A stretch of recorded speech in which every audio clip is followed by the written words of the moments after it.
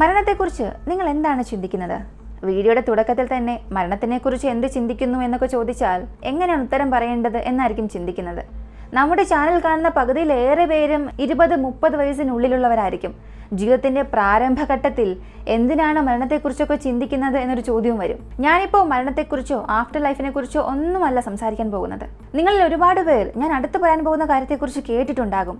നിങ്ങളുടെ ഫ്രണ്ട്സോ റിലേറ്റീവ്സോ ഇതിനെക്കുറിച്ച് സംസാരിച്ചിട്ടുണ്ടാകാം. പ്രധാനമായും മുസ്ലിംസ് ഇതിനെക്കുറിച്ച് സംസാരിക്കാറുണ്ടെന്ന് പറയുന്നു. അതാണ്, മരിക്കുന്നതിന് മുൻപ് മരിക്കാൻ പോകുന്നവർക്ക് ചില കാഴ്ചകൾ കാണാൻ സാധിക്കും. അസ്രഹിൽ എന്ന ഒരു ഏഞ്ചൽ ഉണ്ട്. നല്ലവരാണെങ്കിൽ അവർക്ക് നല്ല രീതിയിലുള്ള ദൃശ്യങ്ങളായിരിക്കും കാണിക്കുന്നത്. മോശം ആളുകളാണെങ്കിൽ അവർക്ക് വളരെ ക്രൂരമായ, മോശമായ, ഭയപ്പെടുന്ന രീതിയിലുള്ള ദൃശ്യങ്ങളായിരിക്കും അവർക്ക് കാണിക്കുന്നത്. ഇത് ഇസ്ലാം മതത്തിൽ മാത്രമല്ല, ഹിന്ദു മതത്തിലും മരിക്കുന്നതിന് തൊട്ട് മുൻപ് വരുന്ന കാഴ്ചകളെക്കുറിച്ച് ചില ഗ്രന്ഥങ്ങളിൽ പറഞ്ഞിട്ടുണ്ട്. ഗരുഡപുരാണത്തിൽ യമരാജൻ മരിക്കാൻ പോകുന്നവരുടെ പക്കലേക്ക് 2 പേരെ അയക്കും. ഇങ്ങനെ പോകുന്ന 2 പേർ കാരണം മരിക്കാൻ പോകുന്ന വ്യക്തികൾക്ക് ചില കാഴ്ചകൾ കാണാൻ സാധിക്കുമെന്ന് ഗരുഡപുരാണത്തിലും പറയുന്നു. ഇങ്ങനെ മതപരമായ ഗ്രന്ഥങ്ങളിൽ മരണത്തിന് മുൻപ്, ഒരു മനുഷ്യൻ മരിക്കുന്നതിന് മുൻപ് അവൻ കാണുന്ന കാഴ്ചകളെ കുറിച്ചൊക്കെ വിവരിച്ച് പറയുന്നുണ്ട്. ഒരാൾ മരിക്കാൻ പോകുന്നു എന്നുണ്ടെങ്കിൽ അവർക്ക് ചില സൈൻസ്, അടയാളങ്ങൾ അറിയാൻ സാധിക്കും. ഇതൊക്കെ കേൾക്കുമ്പോൾ നമുക്ക് എന്തായിരിക്കും തോന്നുക? ഇതൊക്കെ വെറും മിത്താണ്, കെട്ടുകഥകൾ മാത്രമാണെന്ന്, മിത്തോളജിയിലുള്ള കെട്ടുകഥകൾ മാത്രമാണെന്ന് നമുക്ക് എല്ലാവർക്കും തോന്നും. എന്നാൽ സത്യം എന്തെന്ന് ചോദിച്ചാൽ, സയൻസ് തന്നെ പറയുന്നത് നമ്മൾ മരിക്കുന്നതിന് മുൻപ് ചില രംഗങ്ങൾ നമുക്ക് കാണാൻ സാധിക്കും.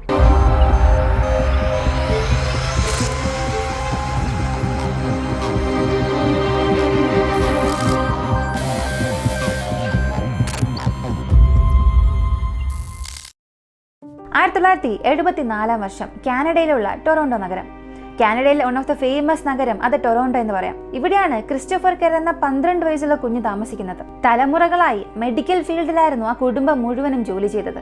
അവന് മുൻപുള്ള 4 തലമുറയിലെ എല്ലാവരും വൈദ്യനായിരുന്നു. അവന്റെ അച്ഛൻ, അവന്റെ മുത്തശ്ശന്റെ അച്ഛൻ, ഇങ്ങനെ എല്ലാവരും മെഡിക്കൽ ഫീൽഡിലായിരുന്നു. ഈ ഒരു കുടുംബത്തിലായിരുന്നു ക്രിസ്റ്റഫർ ജനിച്ചത്. എത്ര തന്നെ അവൻ ഇങ്ങനെ ഒരു വലിയ കുടുംബത്തിൽ ജനിച്ചാലും അവനെ കൊണ്ട് അവന്റെ അച്ഛന്റെ കൂടെ സമയം ചിലവഴിക്കാൻ സാധിച്ചില്ല. പറഞ്ഞു വന്നാൽ ഒരു അല്പസമയം പോലും ചിലവഴിക്കാൻ കഴിഞ്ഞില്ല. അതിന് പ്രധാനപ്പെട്ട കാരണം അവന്റെ അച്ഛൻ ഒരു സർജൻ ആയിരുന്നു. അദ്ദേഹത്തിന്റെ മക്കളുമായി സമയം ചിലവഴിക്കാൻ പോലും സമയം കിട്ടിയില്ല. എന്നാൽ ക്രിസിന്റെ അച്ഛൻ ഒരു കാര്യം മാത്രം ചെയ്തു. എത്ര തന്നെ ജോലി തിരക്കുണ്ടെങ്കിൽ പോലും വർഷത്തിൽ 1 തവണയെങ്കിലും മക്കളെല്ലാം കൂട്ടി കാട്ടിലേക്ക് പോകും, വെക്കേഷൻ ട്രിപ്പ് പോകും. അപ്പോൾ അദ്ദേഹത്തിന്റെ കുഞ്ഞുങ്ങളുമായി മീൻ പിടിക്കും. കാട്ടിൽ ഫിഷിംഗ് ചെയ്യുന്നതാണ് അദ്ദേഹത്തിന്റെ ഹോബി. ഇങ്ങനെ ഒരു സാഹചര്യത്തിൽ ക്രിസിന്റെ അച്ഛന് ക്യാൻസർ ഉണ്ടെന്ന് മനസ്സിലാകുന്നു. ആ സമയം മുതൽ ദിവസം കഴിയുന്തോറും അദ്ദേഹത്തിന്റെ ശാരീരിക നില മോശമായി മാറാൻ തുടങ്ങി. ഈ സമയം ക്രിസിന് 12 വയസ്സ്. ഒരു ദിവസം ക്രിസിന്റെ അച്ഛന്റെ ശാരീരിക നില വളരെ മോശമായി മാറുകയും ആശുപത്രിയിലേക്ക് കൊണ്ടുപോവുകയും ചെയ്തു. ക്രിസും അവന്റെ അച്ഛന്റെ കൂടെ ആശുപത്രിയിലേക്ക് പോകുന്നു. ഇങ്ങനെ കൊണ്ടുപോയിക്കൊണ്ടിരിക്കുമ്പോൾ തന്നെ ക്രിസിന്റെ അച്ഛൻ പെട്ടെന്ന് അവന്റെ ഷർട്ടിൽ കയറി പിടിച്ചു. കാട്ടിലേക്ക് പോകാനായി നമ്മൾ ഫ്ലൈറ്റ് ടിക്കറ്റ് ബുക്ക് ചെയ്തിട്ടുണ്ട്, നീ അതിന് റെഡിയായി നിൽക്കണമെന്ന് അവനോട് സംസാരിച്ചു. ഇപ്പൊ തൊട്ടടുത്തുണ്ടായിരുന്ന വ്യക്തി ക്രിസിനെ നോക്കി പറഞ്ഞത്, നീ ഭയപ്പെടണ്ട, അച്ഛൻ ഹാലൂസിനേഷനിലാണെന്ന് അവനോട് പറഞ്ഞു. അപ്പോഴുണ്ടായിരുന്ന ഡോക്ടേഴ്സും ഇതിനെക്കുറിച്ച് പറഞ്ഞത്, മരിക്കാൻ പോകുന്ന ചിലർക്ക് ശരിയായ അളവിൽ രക്തം തലച്ചോറിലേക്ക് പോകില്ല, അവരുടെ ഹൃദയം ഇറഗുലറായി പ്രവർത്തിക്കും, അതിനാൽ അവർ ഹാലൂസിനേറ്റ് ചെയ്യാൻ തുടങ്ങും, ഡിലൂഷനിലായിരിക്കും, അവർ കാണുന്നതൊന്നും തന്നെ സത്യമായിരിക്കില്ല, തലച്ചോറ് ശരിയായി പ്രവർത്തിക്കാത്തത് കൊണ്ട് ജനറേറ്റ് ആകുന്ന ഇമേജസ് ആയിരിക്കും അതെന്നായിരുന്നു ആ സമയത്ത് പലരും പറഞ്ഞത്. ഞാൻ പറഞ്ഞു, ഈ സംഭവം നടക്കുന്നത് 1974 അപ്പോൾ ക്രിസിന് 12 വയസ്സ് മാത്രം. ഇപ്പോൾ അതേ ക്രിസിന് 62 വയസ്സ്. ഇപ്പോൾ അയാൾ ലോകത്തിലെ തന്നെ മരണത്തിന് മുൻപ് വരുന്ന രംഗങ്ങളെക്കുറിച്ച്, വിഷൻസിനെ കുറിച്ച് റിസർച്ച് ചെയ്യുന്ന വളരെ പ്രധാനപ്പെട്ട അംഗങ്ങളിൽ ഒരാളാണ്.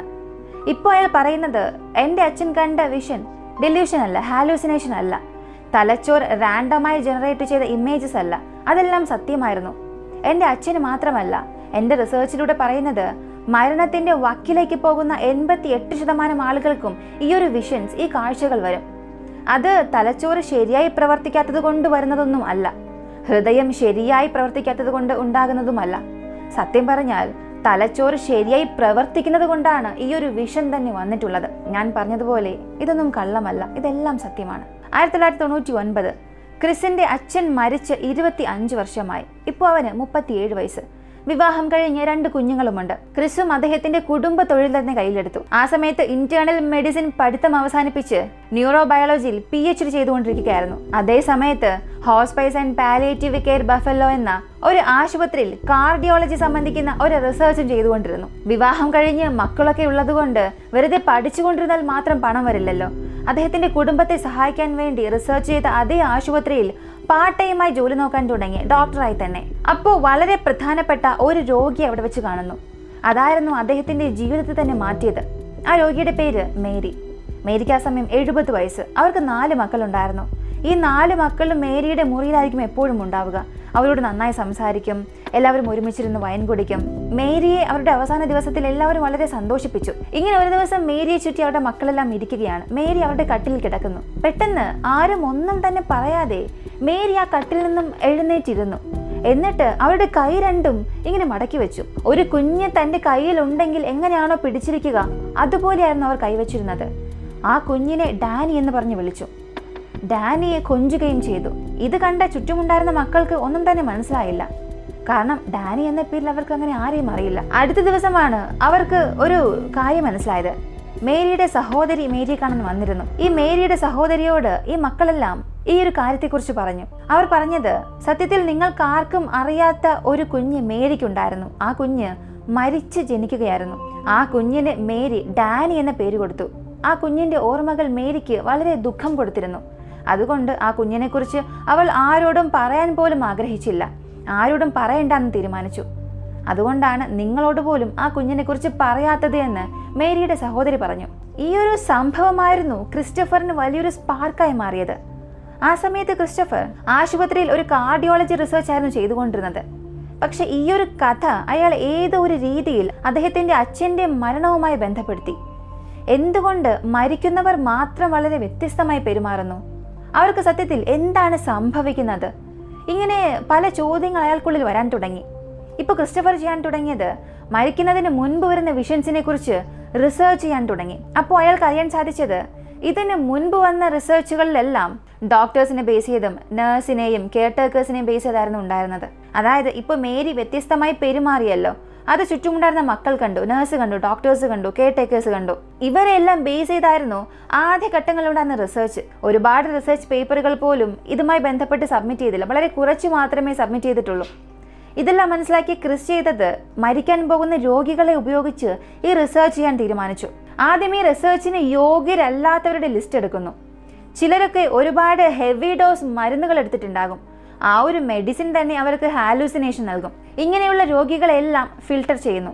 അദ്ദേഹം ജോലി ചെയ്യുന്ന ആശുപത്രിയിൽ തന്നെയുള്ള മരിക്കാൻ പോകുന്ന രോഗികളെ, വളരെ മോശമായ അവസ്ഥയിലുള്ള രോഗികളെ ഇന്റർവ്യൂ എടുക്കാൻ തുടങ്ങി. കൂടാതെ ആ ഇന്റർവ്യൂ എടുക്കുമ്പോൾ അവർ ഡിലൂഷൻ സ്റ്റേറ്റിലായിരിക്കാൻ പാടില്ല. അതായത് ആ സമയത്ത് അവർ ഹാലൂസിനേഷനിലായിരിക്കരുത്. അതിനെ അടിസ്ഥാനമാക്കി അയാൾ 2014 ദ ജേർണൽ ഓഫ് പാലിയേറ്റീവ് മെഡിസിനിൽ ഒരു പേപ്പർ സബ്മിറ്റ് ചെയ്തു. ഇതിനുശേഷം അയാൾ കഴിഞ്ഞ 10 വർഷമായി ഒരു ടീം റിക്രൂട്ട് ചെയ്തു. ആ ടീമിനെ ഉപയോഗിച്ച് മരിക്കാൻ പോകുന്ന രോഗികൾ, അവരുടെ ബന്ധുക്കൾ, അവരുടെ കൂടെ ഉണ്ടായിരുന്നവർ, ഡോക്ടേഴ്സ്, നഴ്സ്, ഇങ്ങനെ എല്ലാവരെയും ഇന്റർവ്യൂ എടുക്കാൻ തുടങ്ങി. അദ്ദേഹത്തിന്റെ റിസർച്ച് വെറും കാനഡയിൽ മാത്രം ഒതുങ്ങി നിന്നില്ല. ഇന്ത്യ, ജപ്പാൻ, സ്വീഡൻ, ഓസ്ട്രേലിയ തുടങ്ങിയ സ്ഥലങ്ങളിൽ നടന്നു.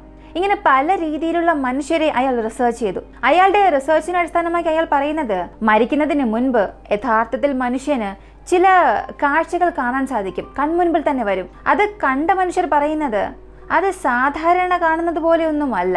നമ്മൾ പകുതി മയക്കത്തിൽ കാണുന്നത് പോലെയോ സ്വപ്നത്തിൽ കാണുന്നത് പോലെയോ ആയിരിക്കില്ല. അവർ അനുഭവിക്കുന്നത് വളരെ വ്യത്യസ്തമായൊരു അനുഭവമാണ്. ഒരു റിയൽ ലൈഫ് എക്സ്പീരിയൻസ് ആയിരിക്കും. അതായത് നേരിട്ടൊരു മനുഷ്യനെ കണ്ടാൽ എങ്ങനെയായിരിക്കും, ഒരു മനുഷ്യനെ തൊട്ടാൽ എങ്ങനെയായിരിക്കും, അവരുടെ ഗന്ധം എങ്ങനെയുണ്ടാകും, ആ ഒരു ഫീൽ, അതായിരുന്നു അവർ അനുഭവിച്ചത്. ഇങ്ങനെയുള്ള കാഴ്ചകൾ മരിക്കുന്നതിന് ചില ആഴ്ചകൾക്ക് മുൻപേ തുടങ്ങും. പതിയെ പതിയെ ഈ ഒരു വിഷന്റെ ഫ്രീക്വൻസിയും അതിൻ്റെ കാഠിന്യവും മരണത്തോട് അടുക്കുന്തോറും അധികമായിക്കൊണ്ടിരിക്കും. ചില സമയം ഈ ഒരു വിഷൻസ് സ്വപ്നങ്ങളിലും വരും. മനുഷ്യർക്ക് നല്ല സ്വബോധമുള്ളപ്പോഴും വരും. ഞാൻ നേരത്തെ പറഞ്ഞതുപോലെ ഈ ഒരു വിഷൻസ് തലച്ചോറിലേക്ക് രക്തം ശരിയായി പോകാത്തത് കൊണ്ടോ അല്ലെങ്കിൽ തലച്ചോറ് നന്നായി പ്രവർത്തിക്കാത്തത് കൊണ്ടോ ഉണ്ടാകുന്ന ഡിലൂഷനോ ഹാലൂസിനേഷനോ അല്ല.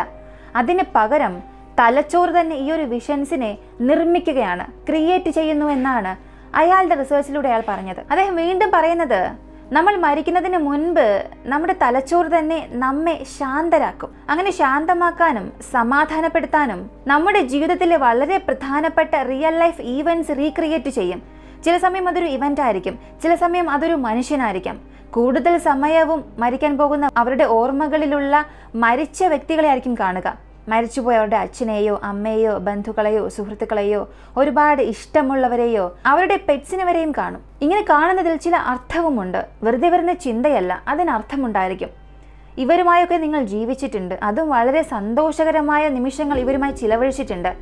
അവർ മരിച്ചതിന് ശേഷം അവരെ നിങ്ങൾ മിസ് ചെയ്യും. അവരുമായി വീണ്ടും ഒരല്പസമയം ജീവിക്കാൻ നിങ്ങൾ ആഗ്രഹിക്കും. അങ്ങനെ ഒരു അനുഗ്രഹമാണ് തലച്ചോറ് നിങ്ങൾക്ക് നൽകുന്നത്. നിങ്ങളുടെ തലച്ചോറ് തന്നെ നിങ്ങൾക്ക് നേരിട്ട് തരുന്നു. അതിനാൽ നിങ്ങൾ ഭയപ്പെടുന്ന ഒരു അവസ്ഥയിലായിരുന്നാൽ കൂടിയും ഈ ഒരു കാഴ്ചയ്ക്ക് ശേഷം ഒരുപാട് രോഗികൾ ശാന്തരാകുന്നത് കണ്ടിട്ടുണ്ട്, സമാധാനമാകുന്നത് കണ്ടിട്ടുണ്ട്. ചില രോഗികൾക്ക് വേദനയായ കാര്യങ്ങൾ പോലും അവരുടെ വിഷനിൽ വന്നിട്ടുണ്ട്.